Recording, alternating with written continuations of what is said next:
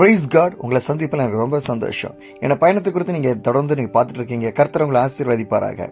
என்னுடைய பயணம் பார்த்தீங்கன்னா ராஞ்சி, அதாவது ஜார்க்கண்ட் மாநிலம். ஸோ அதில் வந்து ராஞ்சின்றது அதனுடைய தலைநகரம். ஸோ அங்கிருந்து இன்னைக்கு பொக்காரா தான் என்னுடைய பயணம் இருக்க போகுது.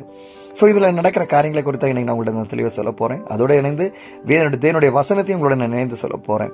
ஸோ வசனம் தான் ரொம்ப முக்கியமானது. நான் எவ்வளோதான் பேசினாலும் என்ன காரியம் நடந்தாலும் வசனம் இல்லைன்னா எந்த ஒரு பிரச்சனையும் கிடையாது. யார் ஆசீர்வதிக்கப்பட்டான கர்த்தருடைய வசனத்தின்படி வாழ்கிறவன், அந்த வசனத்தை தினந்தோறும் படிக்கிறவன், அவன் தான் பாக்கியவன். ஸோ எனக்கு பின்னாடி பார்க்குறீங்களா வீடு, இது யாரோட வீடுன்னு பார்த்தீங்கன்னா பாஸ்டர் அசோக். 2023 நான் இந்த சைக்கிளில் இந்த இடத்துக்கு வரும்போது பாஸ்டர் தான் என்னை இங்கே வரவேற்றாரு. அப்போ அவருக்கு என்னை தங்க வைக்கிறதுக்கு வீடு கிடையாது, அதனால இன்னொரு வீட்டில் தான் என்னை தங்க வைத்திருந்தாரு. ஆனால் இங்கே அநேக இடங்களை நான் அழைத்து சென்னார். ஊழியர்கள் செய்ய முடிந்தது. அந்த போதற்காக நான் அச்சபித்தேன், பாஸ்டருக்காக நான் அச்சபித்தேன். அவருக்கு சொந்தமாக ஒரு சர்ச்சு கிடையாது, சொந்தமாக வீடு கிடையாது, இன்னொரு வீட்டில் தான் அவர் தங்கி இருந்தார். ஆனால் கர்த்தர் எப்படியும் நல்லவராக இருக்கான்னு பாருங்களேன். ஸோ அவளோட இறக்கம் ரொம்ப சொல்ல முடியாத அளவு. இந்த 3 வருஷத்துக்குள்ளாடி ஆண்டவருக்கு அழகான ஒரு அற்புதமான ஒரு வீடை கொடுத்தாரு, அழகான ஒரு திருச்சபையை கொடுத்தாரு, ஒரு அழகான ஊழியத்தை கொடுத்து ஆண்டோடு செய்துட்டு இருக்காரு. நான் எந்தெந்த இடங்களெல்லாம் பயணம் பண்ணணும், எங்கெல்லாம் தங்கி இருந்தனோ, எங்கெல்லாம் ஊழியங்கள் செய்தனோ, அந்த இடங்களெல்லாம் ஆண்டு சொல்ல முடியாத அளவுக்கு பெரிய அற்புதங்களையும் ஆச்சரியமான காரியங்களையும் செய்தாரு.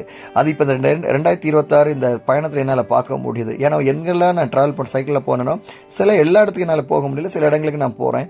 அந்த இடத்துல எல்லாம் நான் பார்க்கும்போது ஆண்டு எவ்வளவு பெரிய அற்புதத்தை செஞ்சிருக்கான்னு என்னால கண்ணால பார்க்க முடியுது. கர்த்தர் நல்லவர், அவர் நல்லவர் தான், உண்மையில அவர் நல்லவர் தான். சோ யார் உங்களுக்கு விரோதம் எழுப்பினாலும் கர்த்தர் உங்க கூட இருக்கிறாரு. சங்கீதக்காரன் சொல்றான், சங்கீதம் 3ஆம் அதிகாரம் 6ஆம் வசனம் சொல்கிறது, எனக்கு விரோதமாக சுற்றிலும் படையெடுத்து வருகிற 16 பேருக்கு நான் பயப்படேன். வேதம் எப்படி சொல்லுதுன்னு பாருங்களேன். எனக்கு விரோதமாக சுற்றிலும் படையெடுத்து வருகிற 16 பேருக்கு நான் பயப்படேன். ஏன்?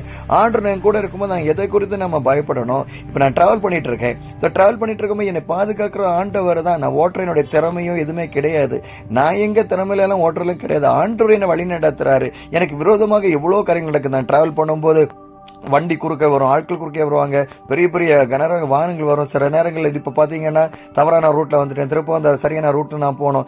எப்படியெல்லாம் இருந்தாலும் கூட ஆண்டவர் என்ன வழி நடத்துறாரு. கூகுள் மேப் நம்புறதை காட்டிலும், என் பைக்கை நம்புறதை காட்டிலும் என் ஆண்டவர் மேலதான் நம்பிக்கை இருக்கிறேன். சோ நான் தவறான பாதையில போனாலும் ஆண்டவர் தான் என்ன சரியான வழியில நடத்துறாரு, அவர் தான் என்ன கொண்டு போயிட்டே இருக்கிறாரு.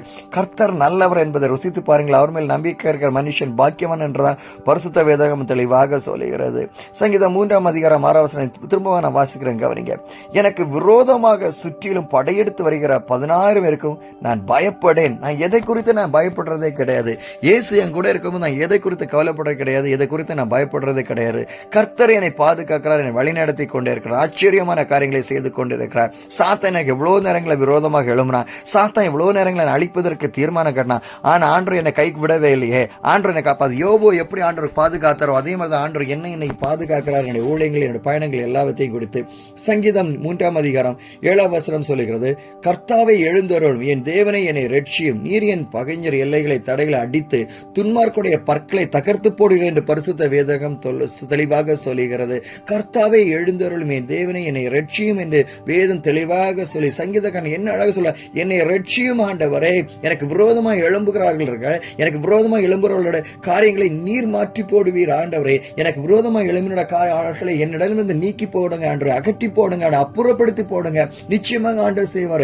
தாவீதோடு இருந்த செய்த தேவன் உங்க வாழ்க்கையில செய்ய மாட்டாரா?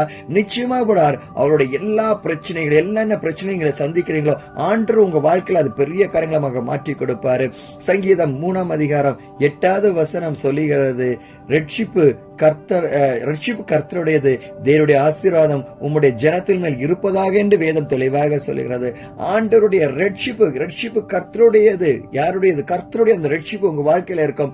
தேவனுடைய ஆசீர்வாதம் உம்முடைய ஜனங்கள் மீது நிச்சயமாக நீங்க பார்க்கிற உங்க ஒவ்வொரு மீதும் ஆண்டுடைய ரட்சிப்பின் சமாதானம் உங்களுடன் இருக்கும். கர்த்தர் உங்கள் வாழ்க்கையில் ஒரு அற்புதத்தை செய்வார். நீங்கள் எதிர்பார்த்த காரியங்களை ஆண்டவர் செய்வார். நீங்க நினைத்த காரியங்களை செய்வார். எவ்வளவு தடைகள் வந்தாலும் தடைகளை மாற்றுகிற தேவன் ஒருவர் இருக்கிறார். அவர் உங்களை பாதுகாத்துக் கொள்வார், உங்களை வழிநடத்துவார், ஆச்சரியமான காரியங்களை செய்வார். என் அன்பான தேவஜனமே, சோ எந்த இடத்துல நான் வந்து சேரணுமோ இன்னைக்கு சேர்ந்துட்டேன். சோ இதுதான் ராம்கண்ட், ராஞ்சில இருக்க ராம்கண்ட் ஒரு பகுதி. ரோடு எப்படி இருக்குன்னு பாருங்களேன்.